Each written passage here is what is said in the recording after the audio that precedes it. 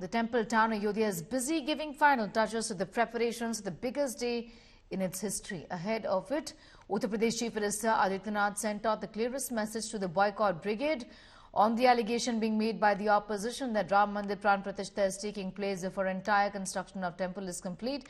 The Chief Minister said the opposition parties have come together to boycott Ram Temple for vote bank, and added that Congress have always appeased Muslims and have fooled Hindus in the name of faith and religion.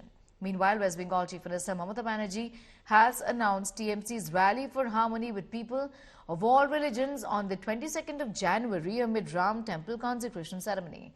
Adding that all religions are equal, Mamata Banerjee announced that she will visit a temple, mosque, church and Gurdwara on that day.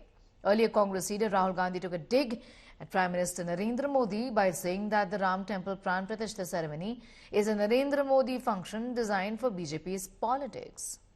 Congress एक तरफ हिंदुओं को बेवकूफ बनाती थी और दूसरी तरफ मुस्लिम वोट बैंक से भी मुंह नहीं छोड़ पा रही थी।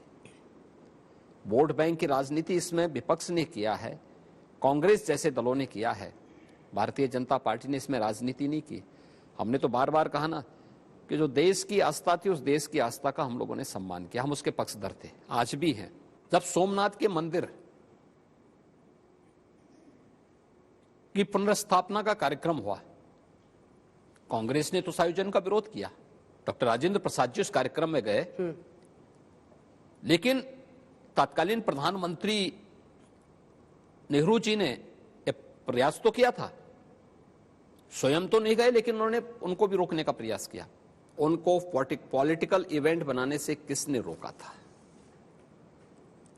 आखिर कांग्रेस ने 1947 से लेकर के और एक लंबे समय तक शासन किया है। वे संविधान का अपमान करते हैं, संवैधानिक संस्थाओं का अपमान करते हैं, भारत की लोक आस्था का अपमान करते हैं, भारत के जन विश्वास पर कुठाराघात करते हैं। 70 साल की आजादी के बाद इनके पास कई मौके थे भगवान राम की शरण में आने के और भगवान राम के काज को करने के। राम काज करने की बजाय इन्होंने दूसरा रास्ता अपनाया, और वो दूसरा रास्ता अपनाने के पीछे जो मंशा थी वो ठीक नहीं थी, जिससे ना समाज का भला हुआ और ना ही देश का भला हुआ। जो विपक्षी राजनीतिक कार्यक्रम कह रहे हैं बीजेपी का, उसे आप क्या कहेंगे?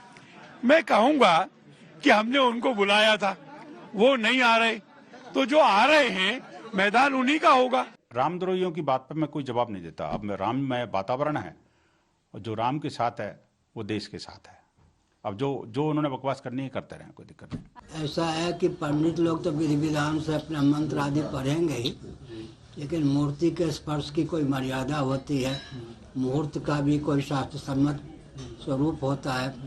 उन सब पर ध्यान न दे करके शास्त्र सम्मत विधा से प्रतिष्ठा तो होगी, मंत्र आदि पंडित लोग पढ़ेंगे ही, लेकिन इसमें एक प्रकार से जो सेकुलर तंत्र है उसका हस्तक्षेप पूरा है।